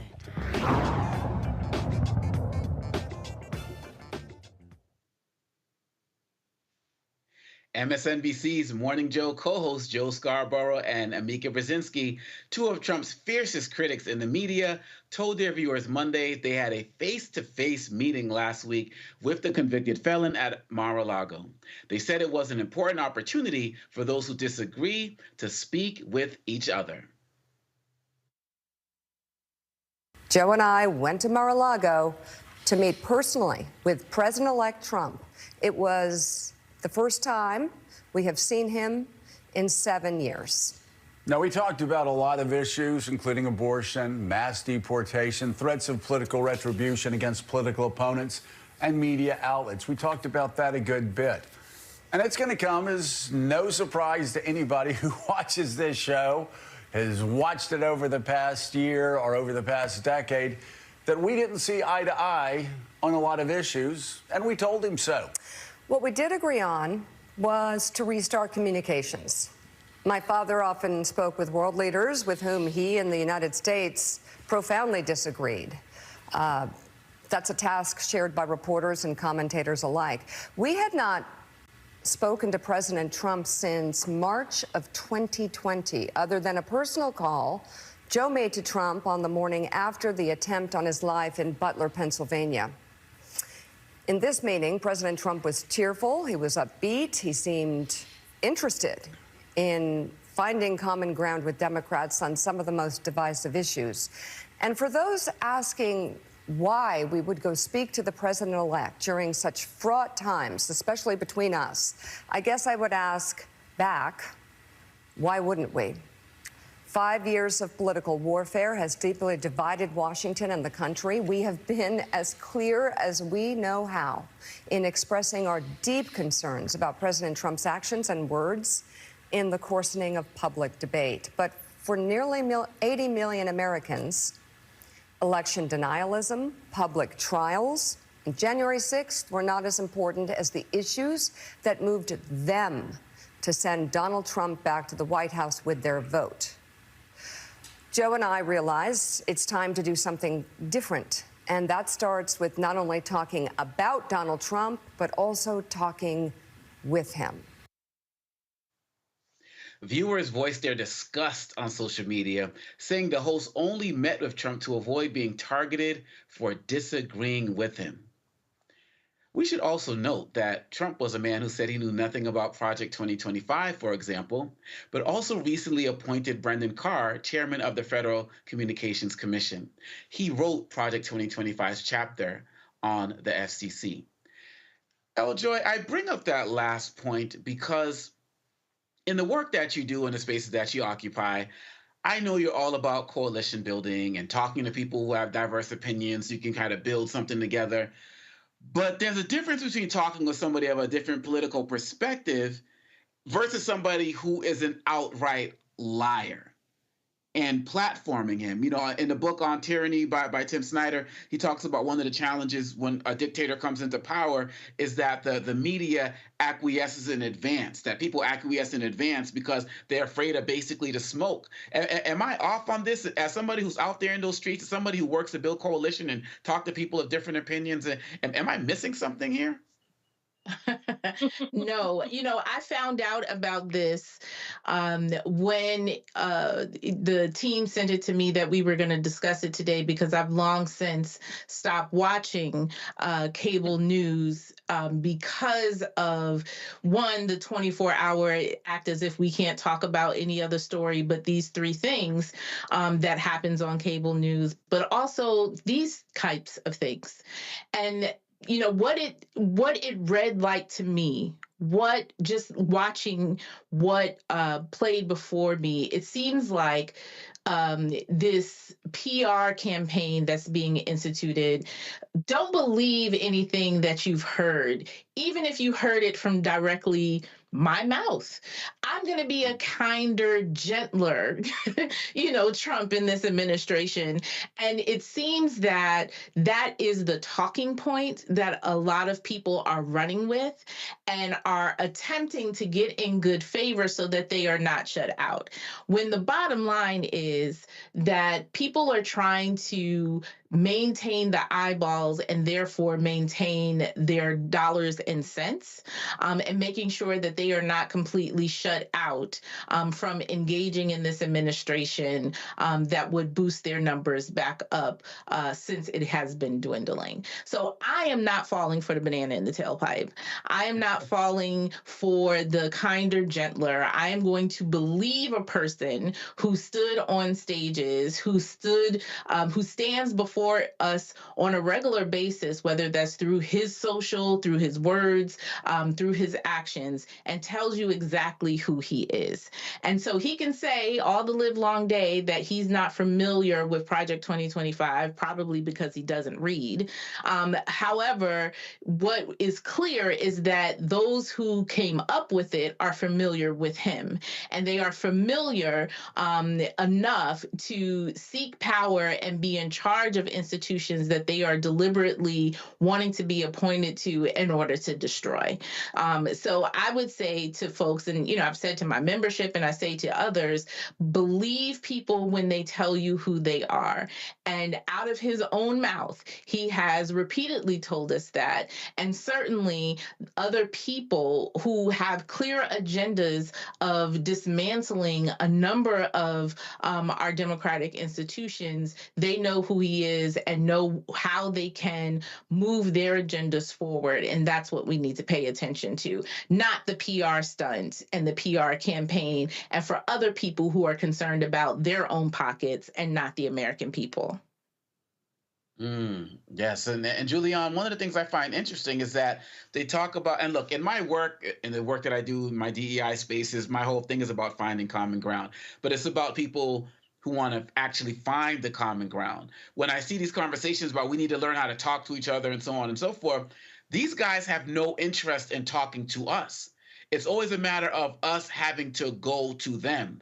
And so when I look at this looks at a situation like it could be the exact same thing. It's like Trump won, everybody come to me now, even though I don't really give a damn about y'all anyway. How do you see this? First of all, I remember when Mr. Trump said some really ugly things about Mika. She was bleeding from wherever and, just really distasteful things. I don't see how she, with a straight face, could have, and pulling her daddy in there was like lowball. But I don't see how, with a straight face, after someone has denigrated her that way, to go and talk with him, and her husband also going to talk to him. But you know what, what Joy said was correct. People are trying to make sure that they're not cut out of the access. This is predatory capitalism at its best. What do I mean by that? These people want to make sure they're on MSNBC. They don't want to they want to keep their sponsors. They want to keep their access. They're Washington insiders. They still want to be Washington insiders. Don't be surprised if you don't see them turning up at the White House for some party or some event or something like that, because that's what's going to happen. Basically, they are, Areva Martin's husband has a word for it, and I forgot it. I was thinking about it when she was talking. But anyway, it's just about basically, for a better word, star effing. But there's a better word. He had a much better word. Ernest Martin. But anyway, the bottom line is they're scurrying for favor. They don't want to be left out. Scarborough has always been kind of more of a centrist. He's not a progressive. Mika a little bit more so. But that's not the point. The point is that what you're seeing is a lot of scrambling. I'll call him 47 because I don't want to call his name. We used to call him 45. Reverend Barbara and I used to call him 45, but 47 has said he's going to get revenge. He's going to get revenge. I got a call from a colleague after we did the State of the Black World Conference here in D.C. on Thursday last week. A brilliant job by Dr. Ron Daniels. And I said, of course, what I always say, with a little economic splice in there. And this sister called me and she says, she's a Republican. She said, you need to be careful. I said, what? She said, they're watching all y'all. You need to be careful. I said, so what would you have me do? She said, I'm your friend. She was actually, I think she was on the Delta line before mine or after, I don't remember. But she's like, they're watching y'all. And I believe that so they're watching us. This is not going to change my ways or my days. But the fact is that he's promised retribution. He's going to get retribution. There are no firewalls between the Congress, the Senate, the court, and him. So given all that, he pretty much can do whatever he wants to do. And if you are pulling down a few mil at MSNBC, and you used to be a congressperson, you were National Security Advisor's daughter, y'all want to stay in the in crowd. And so the way you're going to stay in the in crowd is to kiss behind. And that's what they've been doing. They've been kissing behind. I think it was a horrible, I think just do you, boo. but I don't think it doesn't give me any confidence in them, and I don't know if it gives any other people, their listeners, their viewers, any confidence in them either, because what they're basically saying, he could talk about me like a dog, he could do this, he could do that, and I'm gonna still go to Mar-a-Lago and kiss his behind. So I hope you like the taste of, you know what, when you kiss in the behind of someone whose diaper spilled. That's all I have to say. So, Eljoy, something that you said had me thinking. So many of us are in this kind of, I don't even know how to explain it, this zone where we're so frustrated with the news and so on and so forth. You said that you gave your staff instructions about what they should be doing going forward. So kind of going off of that, what are your instructions in terms of how we should be dealing with situations like this, where we feel like our media networks that some of us may have favored were the face of the resistance or the face of some form of criticism, and they don't seem to do that anymore? We see the Washington Post and the LA Times that decided that they weren't going to endorse a candidate, and people felt like they were falling off as well, and they were acquiescing. What type of advice are you giving to your staff? And in addition to that, what advice would you give for us who are just feeling this sense of hurt by these, what many people are calling betrayals? Yeah. I think it's important for you to invest your time and your eyeballs into institutions that serve you. And for me, these institutions are entertainment institutions. They are, as Dr. Malveaux said, they are part of the system of predatory capitalism. They are trying to maintain eyeballs in order to maintain ad revenue, in order to increase shareholder revenue. That's what they're for. And so once you understand that, then you can detach yourself from this personal connection that we seem to have built with some of the folks that are reporting quote unquote news. I remember a time, my grandmother, and watching news with my grandmother, she watched a particular channel because she trusted the news from that particular person that, they were giving her facts, they were giving her the information. If someone breaks that trust, right? So you then develop this personal relationship. You feel like this person is delivering the news directly to Eljoy, right? That they're thinking of you as they are putting their stories together and having this conversation. For me, that has been broken. There is, I'm taking my eyeballs, I'm taking my support to institutions that are going to serve me in one way and giving me the pure facts, and giving me news and not heavy on their opinion. Before you give me opinion, tell me what happened first. And we see a lot we've become accustomed to this cable news piece that we're in, where people are just giving you their opinion on things before they actually give you what happened, what the facts are. And so with that, I'm divesting from those institutions and instead investing in local news, in community news, in NPR, and sort of other places that can give me. And I don't want just an echo chamber. Let me make sure that people understand that, because I read from 36 different sources every morning for my 2 hours in reading news. I read from 36 different sources, some that are more progressive leaning, some that are more conservative leaning, just to understand what is happening all across the country. And I think we don't have to settle for what is being presented. We can make moves by moving our eyeballs and turning the clicker away from these institutions that are really about, the bottom line, and not necessarily about giving us the facts and giving us information so that we can make decisions to support or not support, to protest, to challenge, and to engage in our own governance, I would say.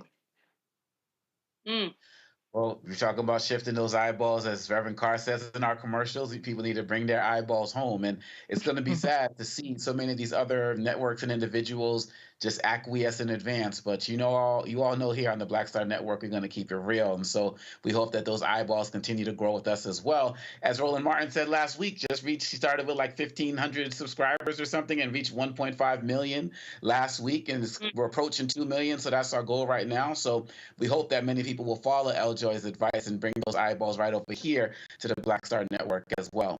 And we're going to be keeping an eye on what's happening at SNBC as well. It's great and important advice for any. Well, I would also advise people to look at international news, to look at The Guardian, to go to allafrica.com. I mean, one of the biggest challenges I find is that we have this tunnel vision about the United States, like we're the only place in the world. And we start looking at Africa news, South American news, I think it's really important there. I find, I am a CNN junkie, I'll admit it. But lately, I start to turn that mess off after 30 minutes in the morning. I do my prayer call, then I pray for the fools. And what has happened in my observation with CNN is that too many of the anchors have too many opinions. In other words, this woman was on last week, and somebody brought up the issue, the stupid Republican commercials about trans people. And she said, well, I have 2 little girls, and I'm just worried that some boy on a football field. And I'm like, give me a bloody break. That did not belong in the conversation. So we have to not only be discerning, but get out of the United States. Listen, watch BBC,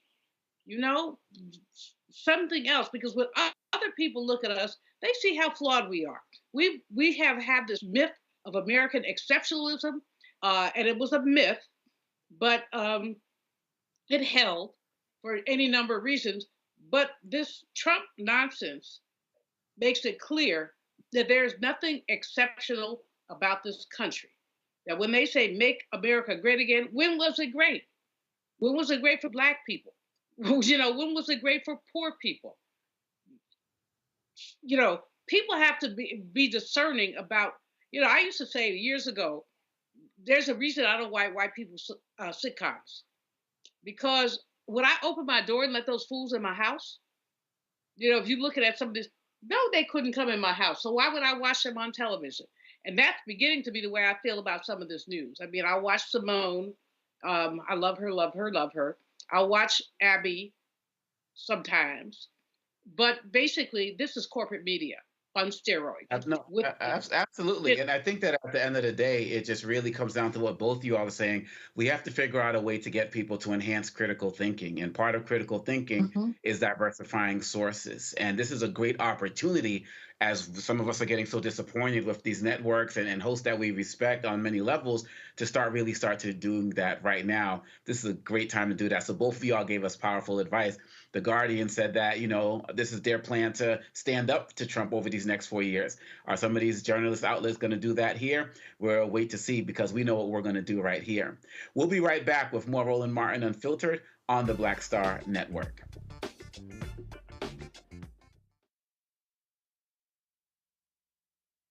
Black Star Network is here. Oh, no punch! I'm real revolutionary right now. Thank you for being the voice of Black America. All momentum we have now, we have to keep this going. The video looks phenomenal. See, there's a difference between Black Star Network and Black-owned media and something like CNN. You can't be Black-owned media and be scared. It's time to be smart. Bring your eyeballs home. You dig? When you talk about blackness and what happens in Black culture, covering these things that matter to us, speaking to our issues and concerns. This is a genuine people-powered movement. There's a lot of stuff that we're not getting. You get it, and you spread the word. We wish to plead our own cause. Too long have others spoken for us. We cannot tell our own story if we can't pay for it. This is about covering us. Invest in black-owned media. Your dollars matter. We don't have to keep asking them to cover our stuff. So please support us in what we do, folks.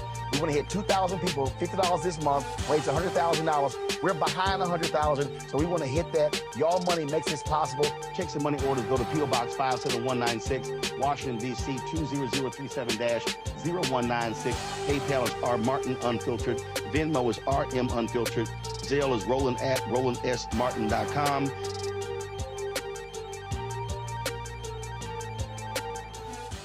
Farquhar, executive producer of Proud Family. Bruce Smith, creator and executive producer of The Proud Family, Louder and Prouder. And you're watching Roland Martin Unfiltered.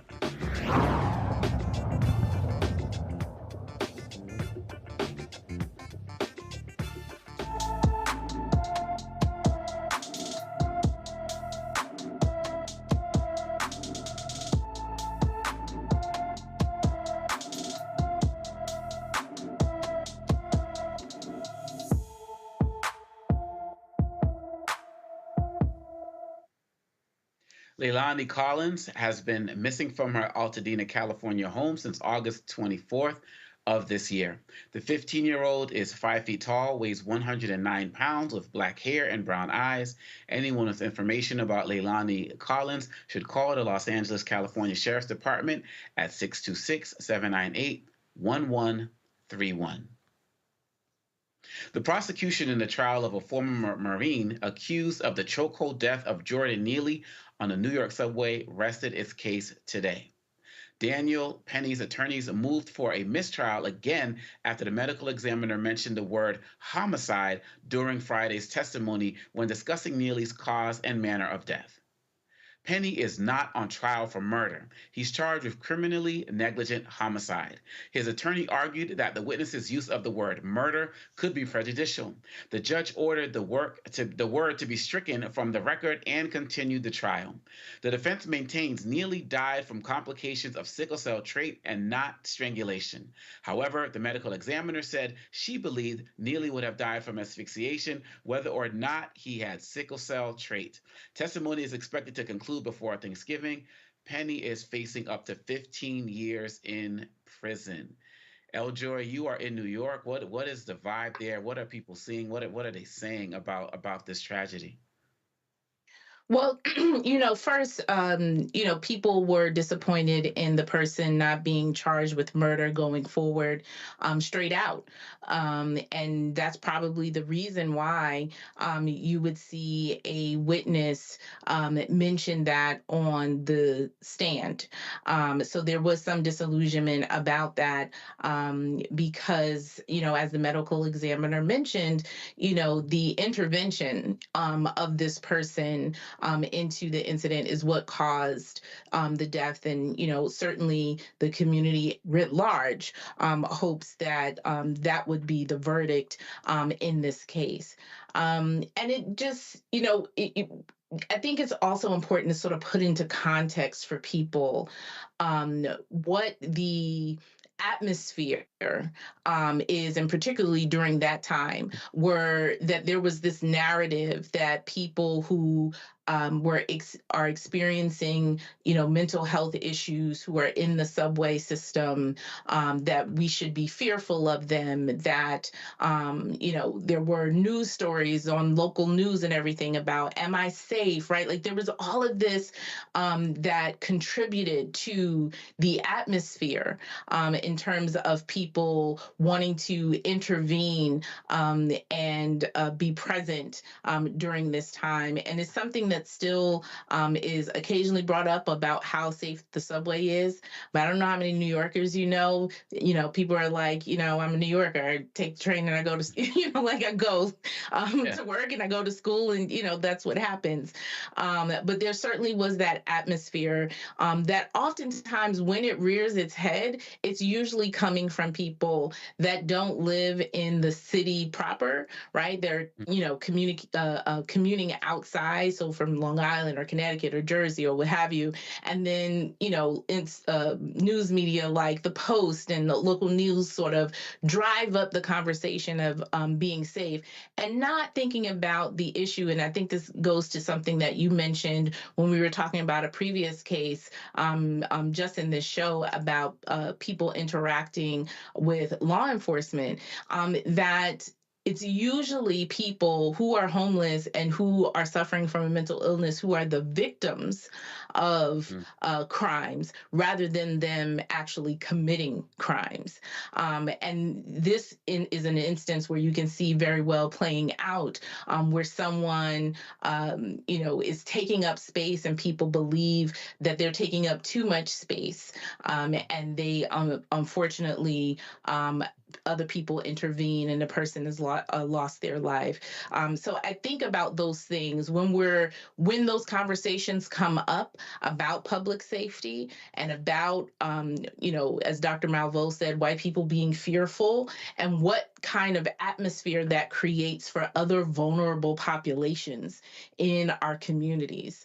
And no matter what the facts may say, like I mentioned, that it is usually people who are suffering mental illness or who are homeless that are victims of crime, what the narrative ends up being is that they are thrusting crime upon us and they are making us unsafe. And then you result in the situations like this.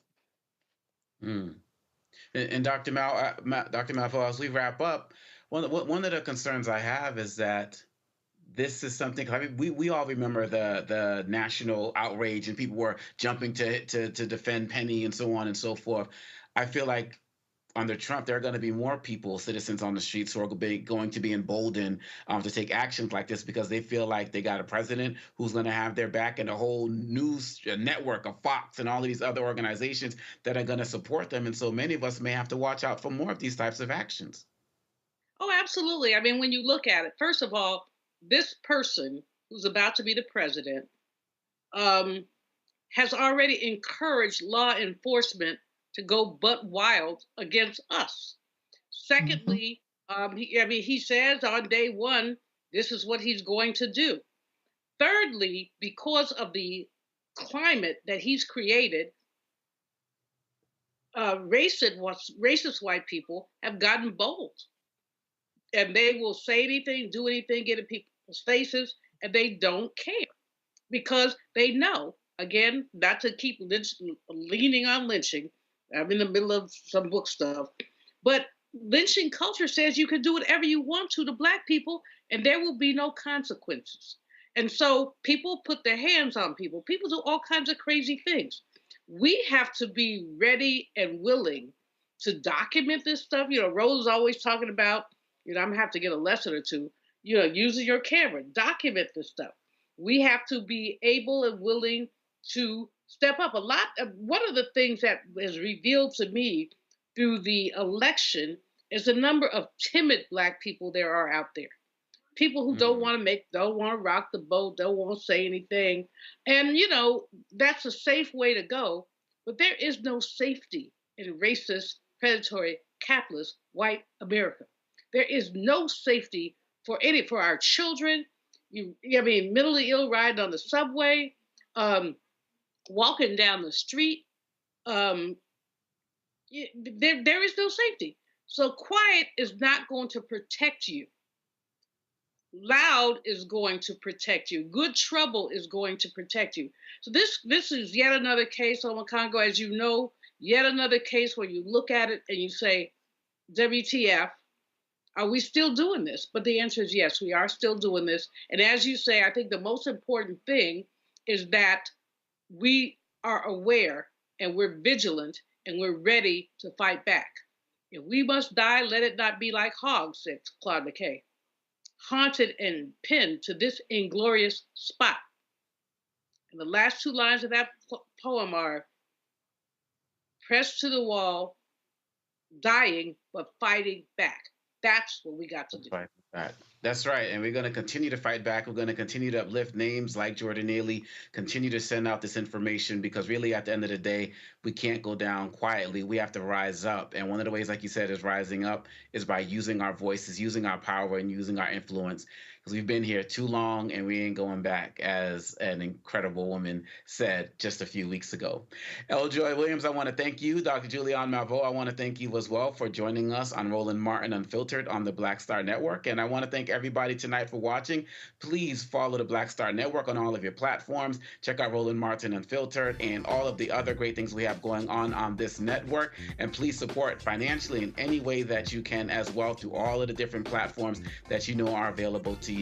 Thank you so much, and thank you for letting me host tonight, and I will see you next time. Holla.